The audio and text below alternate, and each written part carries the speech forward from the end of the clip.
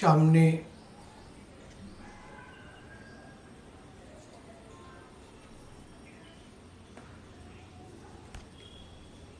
আশা করি ঈশ্বর আপনাদের সকলকে বেশ ভালোই রেখেছেন।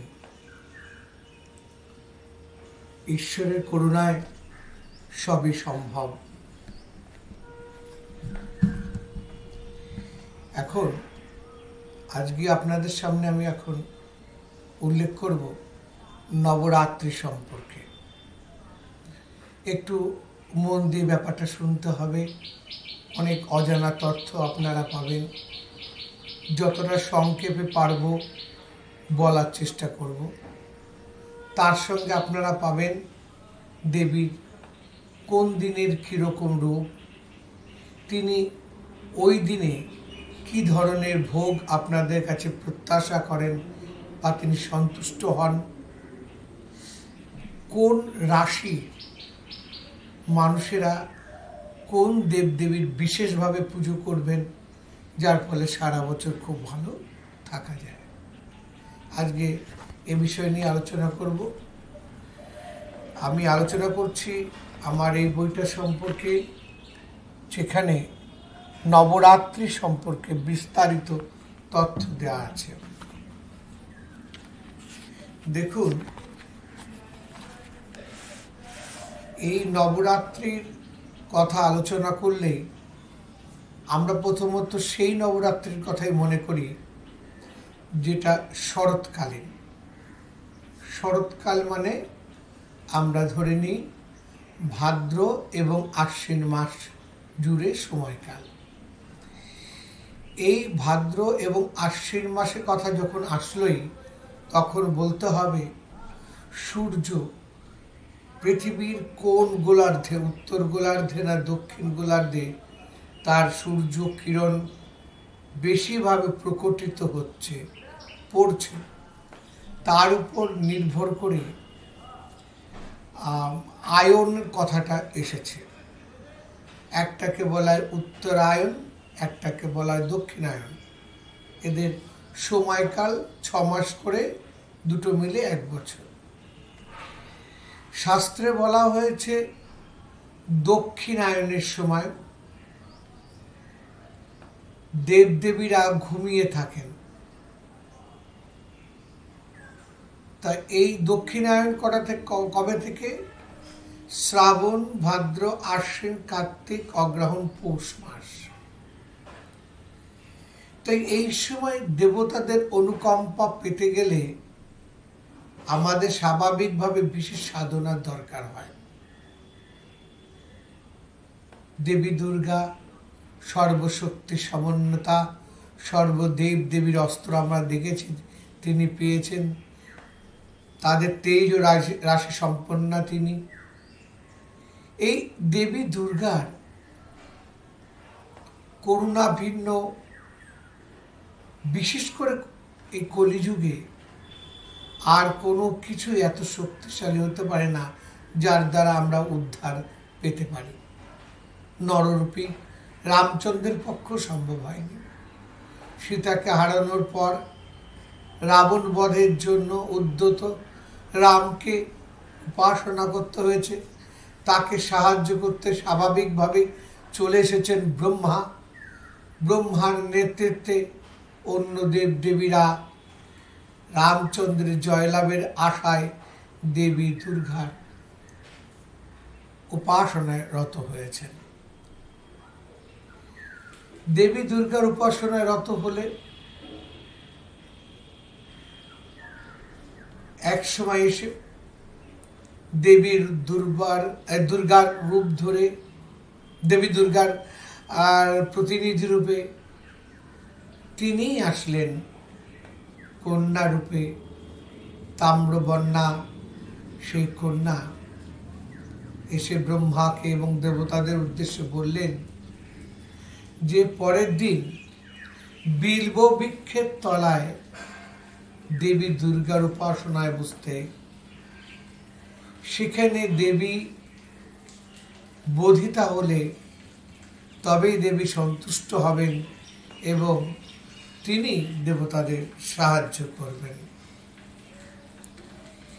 এই যে অকালে এই যে বোধন করার কথা বলা হলো, তার থেকে এসছে অকাল বোধন কথাটি।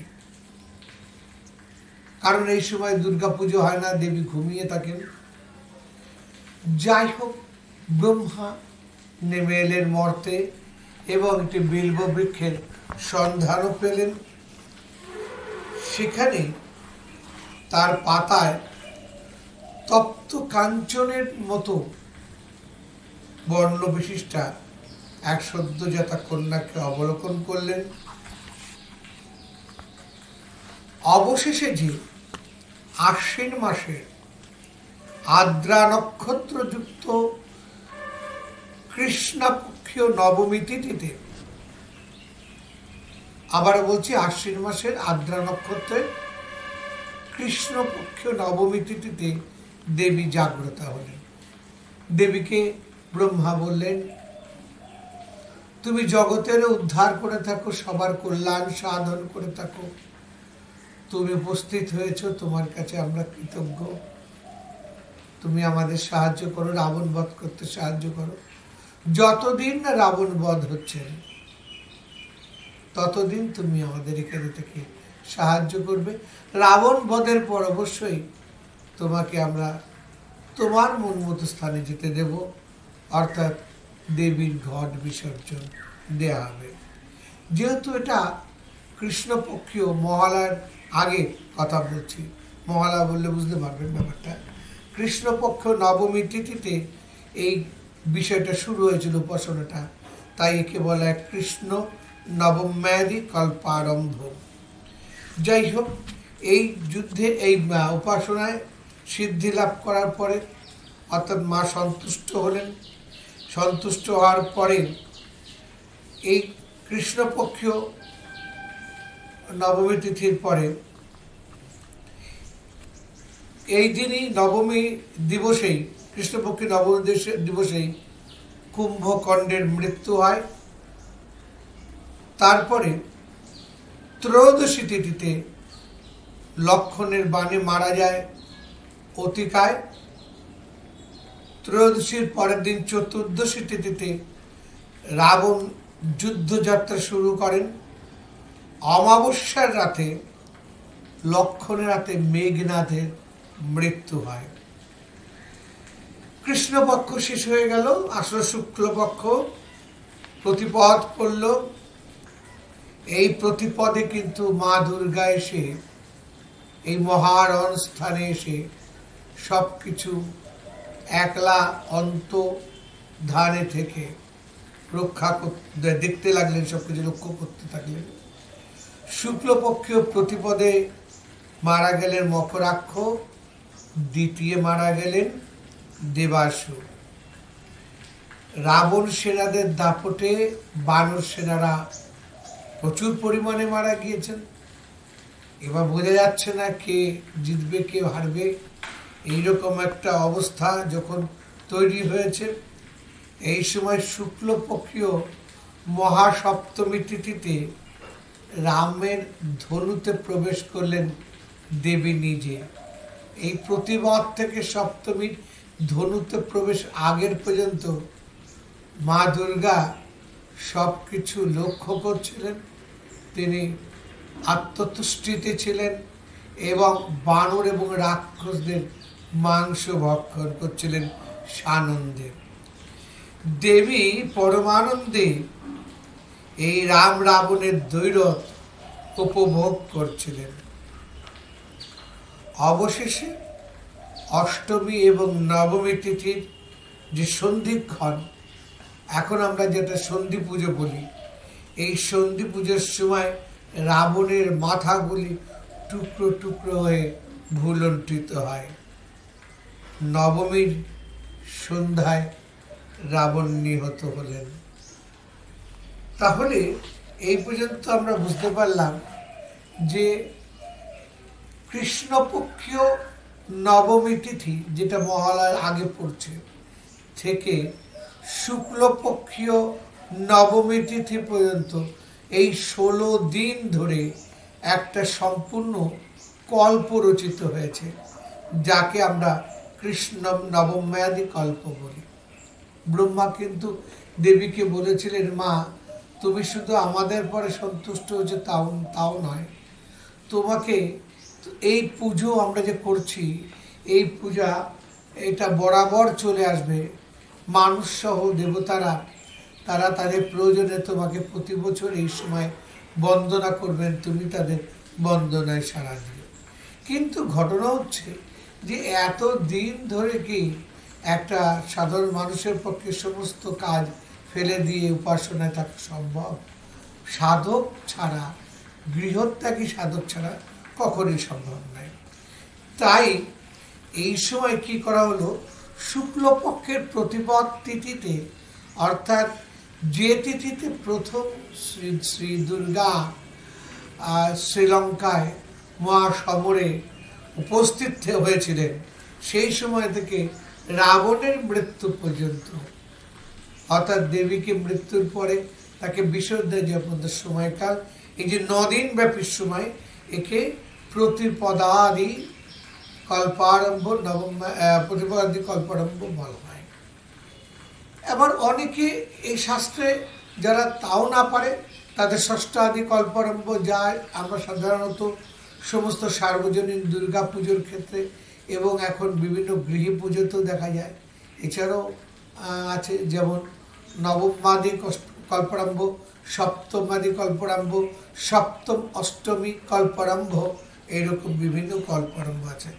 আমরা কিন্তু বলতে এসেছিলাম যে এই নবরাত্রির কবে কোথায় কি আছে। আসলে ভূমিকাটা না জানলে দেবীর প্রতি আগ্রহ বা তার প্রতি আমাদের যে ভক্তি জন্মাতে একটু দেরি করে। তাই আপনাদের সামনে এতগুলো কথা মাঝখানে বলে দেওয়া। দেবী প্রথমে বললাম, আপনারা সবাই জানেন নবরাত্রিতে 9টা দিনে 9টা রূপ ধরে আসেন। বলা বাহুল্য, এই 9টা দিনে একজন সাধক যিনি দেবীর পুজো করেন, তিনি নরাধম থাকলেও নরাধম থেকে বলা যায় নরোত্তমে পরিণত হন। তার মধ্যে থাকা সমস্ত অশুভ শক্তি দূর হয়, তার জীবনের সমস্ত দুঃসময় দূরীভূত হয়। সে মহা যোগী, বলা ভালো মহা আধ্যাত্মিক শক্তিতে বলীয়ান হয়। এত ভালো ভালো মহাশক্তিতে বলীয়ান যে কথাগুলো আপনাদের এখন জানাবো, কার পুজো করলে কি হয়, সেগুলো শুনলে আপনারা অবাক হয়ে যাবেন এবং সেটা যে হয় তার নিজে অনুভব করা যায়। দেবী শৈলপুত্রী হচ্ছে প্রতিপদে নবমাদি কল্পারম্ভের প্রথম দিনে মা আবির্ভূত হন এই দেবী শৈলপুত্রী রূপে। দেবী শৈলপুত্রীর ব্যাপারটা কিরকম, কালিকা পুরাণে বলা হচ্ছে যে পিতৃগৃহে যজ্ঞস্থলে গেছেন দেবী দুর্গা, সেখানে সবার সামনে স্বামীর ভোলানাথের অপমানে তিনি চরম অপমানিতা হয়েছেন, আত্মাহুতি দিয়েছেন দক্ষরাজের যজ্ঞে। এই কথা যে পৌঁছেছে মহাদেবের কাছে, উন্মত্ত মহাদেব তার অনুচরদের নিয়ে এসে তাণ্ডব চালাচ্ছেন যজ্ঞস্থলে।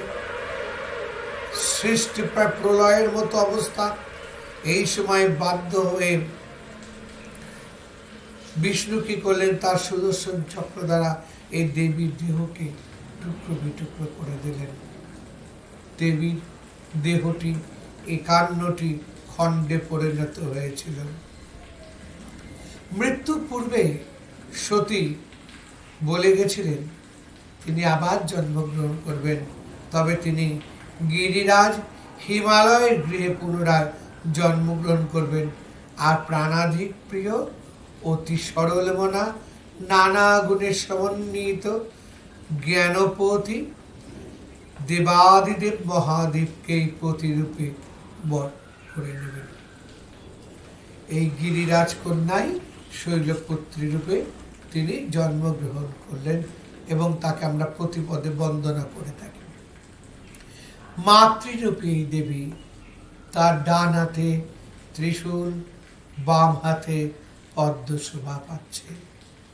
এদিন মাকে গাওয়া ঘি দ্বারা তৈরি আলুর হালুয়া, লাড্ডু, সাবুদানার খিচুড়ি, গাওয়া ঘি ভোগ হিসাবে দেওয়া হয়। দেবীকে এদিন মাথার জন্য ফুলের তেল দিতে হয়, আতর, চিরুনি, গোলাপ জল নিবেদন করতে হয়। মেষ এবং বৃশ্চিক রাশির যারা জাতক জাতিকা, তারা এই উপাসনা করলে খুবই বিশেষভাবে ফল লাভ করেন। শৈলপুত্রের মহত্ব আর শক্তি কল্পনাতীত। তিনি সাধক মনকে মূলাধার চক্রে স্থিত হলেন। ভেবে দেখুন, যোগ সাধনা শুরু হলো। দেবীর মন্ত্র কি? শশীকটি প্রভাং চারুচন্দ্রার্ধকৃত শেখরম ত্রিশূল বরহস্তঞ্চ জটামণ্ডিতমস্তকম। হে কোটি চন্দ্রের প্রভাযুক্তা এবং মনোরম তথা মনোমুগ্ধকর অর্ধচন্দ্র দ্বারা কেশবদ্ধা ত্রিশূল বড় মুদ্রাধারিণী জটাজুট কেশধারিণী শৈলপুত্রী, আপনাকে স্মরণ তথা আপনার ধ্যান করি। গায়ত্রীতে বলা হয়েছে, মহালক্ষ্মী বিদ্মহে সর্বশক্তি চ ধীমহি তন্নো দেবী প্রচোদয়াৎ।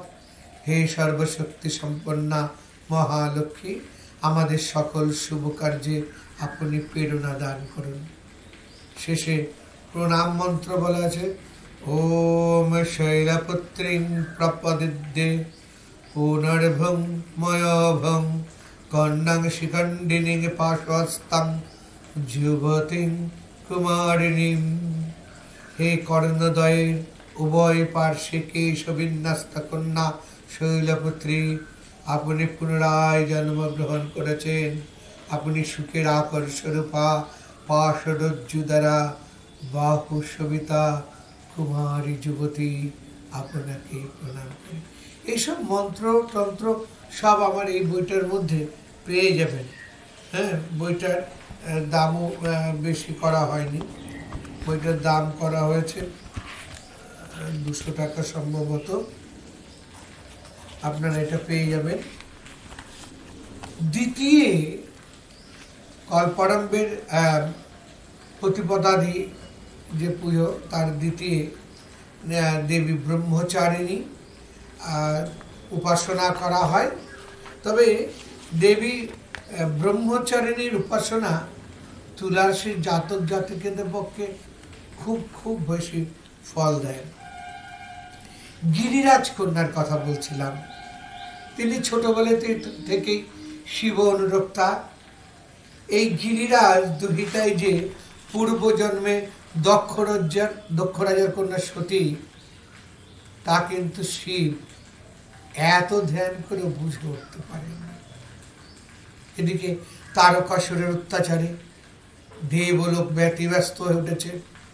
অবাধ্য তারকাসুরকে বাগে আনতে আলোচনায় বসলেন দেবতারাম। দেখলেন একমাত্র শিবের সন্তানের পক্ষে এই তারকাসুরকে বধ করা সম্ভব।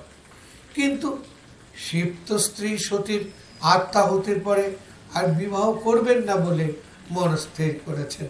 এমতাবস্থায় দেবতারা মহর্ষি নারদকে পাঠালেন পার্বতীর কাছে। নারদ গিয়ে পার্বতীকে বললেন, তিনি পূর্বে জন্মের সতী, শিব হলেন তার স্বামী, অতএব শিবকে পাওয়ার জন্যই যেন তিনি সাধনা করেন। নারদের পরামর্শ মতো পার্বতী শিবকে প্রতিরূপে পাওয়ার জন্য কঠোর তপস্যা শুরু করলেন। এই সময় অতিশয় ক্লেশকর তপস্যার জন্যই তিনি ব্রহ্মচারিণীর রূপ ধারণ করলেন। পার্বতী সহস্র বছর ধরে কেবলমাত্র ফল ফুল আহার করেছিলেন। শত বর্ষ ধরে তিনি শাকাহার করেছিলেন। শুধু তাই নয়, তিনি সহস্র বছর ধরে মাটিতে ঝরে পড়া বেলপাতা খেয়ে সাধনা করে গিয়েছেন। এরপর তিনি শুষ্ক এই বেলপত্র খাওয়াও ছেড়ে দিলেন। একেবারে নির্জলা অনাহারে থেকে শিব সাধনা করতে লাগলেন। যেহেতু তিনি পাতা, অর্থাৎ পাতাকে আরেক ভাষা ভাবে বলি বাংলায় পর্ণ, খাওয়া বন্ধ করে দিয়েছিলেন, সেহেতু পার্বতীর নাম হল অপর্ণা। অনহার ক্লিষ্ট অবস্থায় খোলা আকাশের নিচে বসে সাধনা করছেন দেবী। ঝড়, বৃষ্টি, রৌদ্র, প্রখর তাপ, মাত্রাতিরিক্ত ঠান্ডাতে তিনি সাধনা চালিয়ে গেছেন। দেহ হয়ে উঠেছে শীর্ণকায়, উজ্জ্বলতা তাদের সামান্য মাত্র নেই। ইহান দেবতা দেহ অবস্থা দেখে দেবতার আতঙ্কে উঠলেন। এভাবে চলতে পারে না। তাই ত্রিজগতে এ খবর ছড়িয়ে পড়তে লাগলো পার্বতীর তপস্যার কথা। ধন্য ধন্য হয়ে উঠলেন দেবী সর্বত্র। ব্রহ্মা এসে আশীর্বাদ করে পার্বতীকে বললেন যে তিনি অসাধ্য সাধিত তপস্যা করেছেন, যা অন্য কারো পক্ষে সম্ভব নাই। তিনি শিবকে অবশ্যই প্রতিরূপে পাবেন। তিনি যেন বাড়ি ফিরে যান এবং বিবাহের জন্য প্রস্তুত হন। নিজ কন্যার এই শীর্ণকায় দেহ অবস্থা, মলিন দেহ অবস্থা দেখে মা মেনকা আটকে উঠে বললেন, ও মা। তার থেকে মায়ের নাম হয়ে উঠল উমা। শারদ দুর্গা উৎসবের দ্বিতীয় দিনে ইনি সেই ব্রহ্মচারিণী।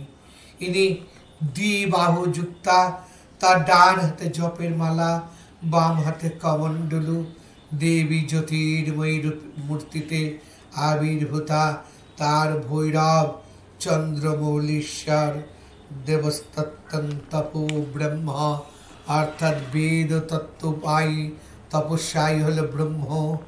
যে বিদুষী মহিলা এই ত্রিপথ অনুসরণ করেন তিনি হলেন ব্রহ্মচারিণী। তার ইচ্ছাতে মানবের মধ্যে বৈরাগ্য, সদাচার, সংযম, মানসিক শক্তি, একাগ্রতা, সাধন করবার শক্তি বৃদ্ধি পায়। সাধন ক্রিয়ায় তিনি অনন্ত ফল লাভ করেন। সর্বদা সর্বক্ষেত্রে সিদ্ধি লাভ ও বিজয়ী হন। সংসার জীবনের কঠিন থেকে কঠিনতম সময়ও তার মন বিচলিত হয় না, তিনি স্থিত থাকেন। সাধক তার মনকে স্বাধিষ্ঠান চক্রে স্থিত করে পুজো করে থাকেন। এদিন দেবীকে সামান্য ফল, শর্করা আর বিল্বপত্র দিয়ে পূজা করতে হয়। গোব্য ঘৃতে অর্থাৎ গরুর ঘিয়ের প্রদীপ জ্বালাতে হয়। আর সারা রাত্রি ধরে এদিন পুজো তো খুবই খুবই ফলদায়ক। এদিন দেবীকে মাথায় বাঁধার জন্য পট্টডোল নিবেদন করতে হয়। এখানেও দেবীর মন্ত্র, দেবীর প্রণাম মন্ত্র বলে দেওয়া হয়েছে বইটিতে। আমি প্রণাম মন্ত্র এটা শুধু বললাম।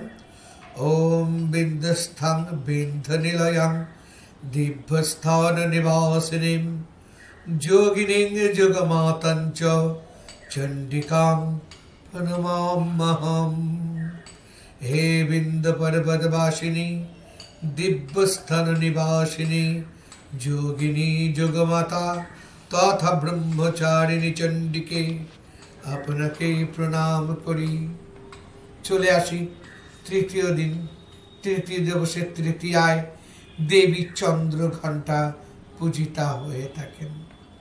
শ্রী শ্রী চণ্ডীতে বলা হয়েছে, অসুররাজ মহিষাসুরকে বধের আগে সকল দেব দেবীর তেজপুঞ্জ থেকে দেবী দুর্গার আবির্ভাব হয়েছিল। তারা দেবীকে নানা অস্ত্র আর অলঙ্কার দিয়ে শুধু সুসজ্জিতই করেননি, বলশালী করে তুলেছিলেন। দেবরাজ ইন্দ্র তার বাহন ঐরাবতের গলা থেকে একটা ঘণ্টা খুলে দেবীকে দিয়েছিলেন। প্রচণ্ড শক্তিশালী এই ঘণ্টার ধ্বনি। এই ঘণ্টার মহাশব্দে অসুর সৈন্যরা নিস্তেজ হয়ে পড়ে, হীনবল হয়ে পড়ে, ছত্রভঙ্গ হয়ে পড়ে।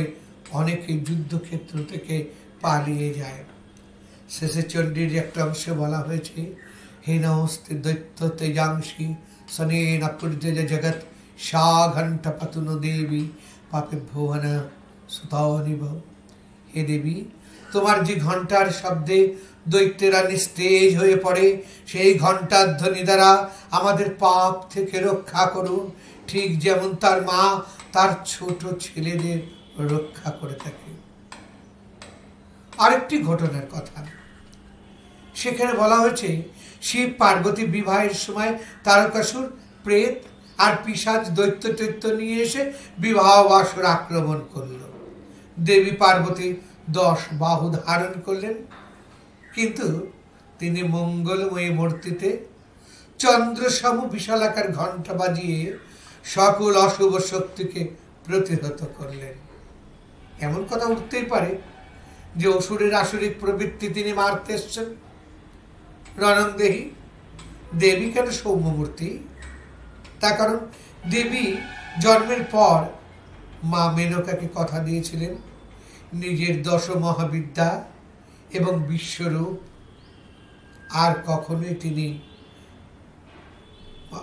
এবং তার ক্রুদ্ধ রূপ তিনি কখনোই পরবর্তীকালে দেখাবেন না, তার উগ্ররূপ তার ত্রিনয়নকে দেখাবেন না। সেই হিসাবে বিবাহ বাসরে তিনি এইভাবেই নিজেকে প্রতিভাত করলেন। আরেকটি ঘটনায় বলা হয়েছে, বিবাহ বসরে হঠাৎ করে শিব চন্দ্ররূপ ধারণ করলে তা দেখে মেনকা তো জ্ঞান হারালেন। মায়ের রূপ দেখে দেবী পার্বতী চন্দ্র ঘণ্টারূপ ধারণ করলেন। শিব ভীত হয়ে চন্দ্ররূপ পরিত্যাগ করলে এবং বিবাহের জন্য সুমনোহর বস্ত্র, বাকছাল এবং ছাই বস্ত্র পরিধান করে নিলেন। আমরা প্রথমেই বললাম দেবীর মস্তকে কিন্তু ঘণ্টার আকার বিশিষ্ট একটা অর্ধচন্দ্র শোভা পাচ্ছে, তাই দেবী চন্দ্র ঘণ্টা নামে পরিচিত। দেবী অসাধারণ রূপবতী, মাথায় তার সুদৃশ্য মুকুট, তিনি সিংহ বাহিনী, 10 ভুজা, 10 হাতে আয়ুধ রয়েছে, তার মধ্যে রয়েছে কমণ্ডলু, তরোয়াল, গদা, ত্রিশূল, ধনুর্বাণ, পদ্ম, জপমালা, খড়গ, অভয় এবং বরাভয় মুদ্রা। দেহ কিন্তু যুদ্ধোদ্ধত। কাশীর লক্ষ্মীতে চৌতারার চন্দনাবের গলিতে দেবী চন্দ্রঘণ্টার মন্দিরে যে বিগ্রহ রয়েছে, সেখানে কিন্তু তিনি ব্যাঘ্র বাহিনী রূপে পূজিতা হয়েছেন। স্থানীয়ভাবে বলা হয়, এই দেবী চন্দ্রঘণ্টাকে যদি পূজক প্রসন্ন করতে পারেন, তাকে আর যম ঘণ্টার ধ্বনি দেখতে হয় না। যম ঘণ্টা হচ্ছে যমের বাহন, মহিষের গলায় থাকা ঘণ্টা। দেবীর গায়ের বর্ণ কিন্তু বেশ স্বর্ণের মতো উজ্জ্বল, আর পরনে লাল বর্ণের শাড়ি, তিনি নানা অলঙ্কারের সুবিধা। মা চন্দ্রঘণ্টাকে প্রসন্ন করতে পারলে কিন্তু অতি দ্রুত ফল লাভ পাওয়া যায়। ভক্তের তিনি কষ্টকে অতি সত্য নিবারণ করেন, সাধকের চিত্ত মণিপুর চক্রকে শক্তিশালী করে, সাংসারিক নানা কষ্ট থেকে দূরে সরে থাকা যায়। মায়ের কৃপায় অলৌকিক বস্তু দেখার শক্তি জন্মে, একটা সুগন্ধ দৈব অনুভূত করা যায়, আর কৃপালব্ধ ভক্ত নানা ধরনের ধ্বনি তার কর্ণকোণে শুনতে পায়। এই অবস্থায় কিন্তু খুব সাবধানে থাকতে হয়। নিজেকে যতটা পবিত্র সুন্দর করে রাখা, নিষ্পাপ সরল মনা করে তুলতে হয়। সাধকের সকল পাপ বাধা বিঘ্ন দেবী নাশ করেন এবং ভূত প্রেতাদির যে সমস্ত অবিচারমূলক শক্তি আছে তার থেকে রক্ষা করেন। আরাধকের মন সিংহের মতো পরাক্রমশালী হয়, মন হয় সদা ভয়যুক্ত, দেবী দুষ্টের দমন ও বিনাশে সদা তৎপর হন। আরাধকের হৃদয় পদ্মে তিনি অতি শান্ত ও সৌম্যরূপ বিশিষ্টা, ফলে ভক্ত নির্ভয়ী হন, সাহসী মনোভাব হন, সৌম্য ও বিনম্র ভাব তার মধ্যে দেখা দেয়। দেহে একটা সুন্দর কান্তি ভাব গড়ে ওঠে, সৌম্য ভাব গড়ে ওঠে, কণ্ঠস্বরে একটা আরাধকের দিব্য ভাব আসে, অলৌকিক আচরণ প্রকাশ হয় তার মধ্যে থেকে। তার দেহ থেকে দিব্য দ্যুতি প্রকাশিত হয়। সাধারণের চোখে তা অনেক সময় ধরা না পড়লেও ঘনিষ্ঠজনেরা কিন্তু এটা খুবই অনুভব করে থাকেন এবং ইহলোক পরলোকের কল্যাণ সাধন হয়। এত কিছু যার হয় সেটা কন্যা এবং মিথুন রাশির পক্ষে কিন্তু এই দেবীর পূজা করা খুবই ভালো। দেবীর উপাদান হচ্ছে ঘণ্টার ধ্বনি এবং নানা প্রকার বাজনা। দেবী দুধ, ছানা, ক্ষীরের ভোগ খুবই সন্তুষ্ট হন। দুধ এবং চিনির দ্বারা প্রস্তুত ভোগ তিনি বড়ই প্রসন্ন হয়ে থাকেন। দেবীকে এদিন দর্পণ, আয়না, সিঁদুর, আলতা নিবেদন করতে হয়। এখানেও দেবীর মন্ত্র দেওয়া হয়েছে, প্রণাম মন্ত্র দেওয়া হয়েছে। আমি একটু আপনাদের প্রণাম মন্ত্রটা বলে দিই। ওম কালী कराल बदना विनिष्कृन्तासिपाशिनी विचित्र खट्टंगधर नर्मला विभूषणा दीपचनम परिधाना शुष्कमंशाति भैरवा ओति विस्तार वदना जीवालर्नभीषणा निमग्न रक्त नयना नादपुरीत दिङ्मुखा ओम चंद्रघंटायै नमः।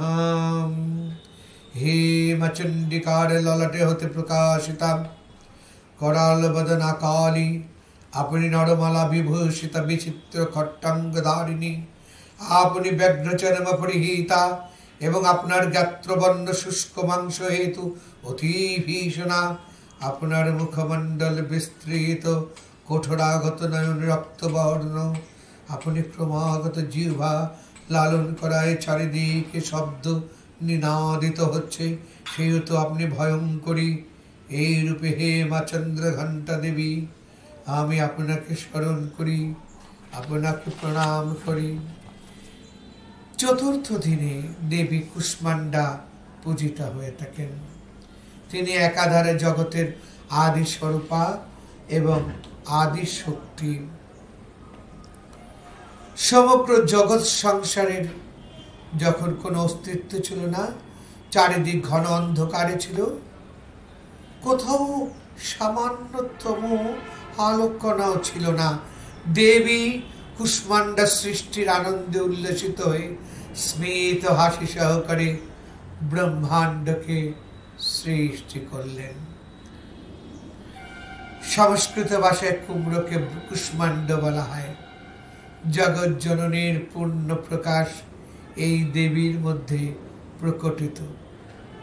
একটু অন্যভাবে বলি, কুকথার অর্থ হলো খারাপ, উষ্মা কথার শব্দের অর্থ তাপ, তাহলে কুষ্মা শব্দের অর্থ হলো যত কিছু খারাপ বা তার তাপ, আদি ভৌতিক, আদি দৈবিক, আধ্যাত্মিক তাপত্রয়, তিনি সেই সমস্তগুলোকে নিজের উদরে ধারণ করে সকল জগতের সকল দুঃখকে গ্রাস করে থাকেন।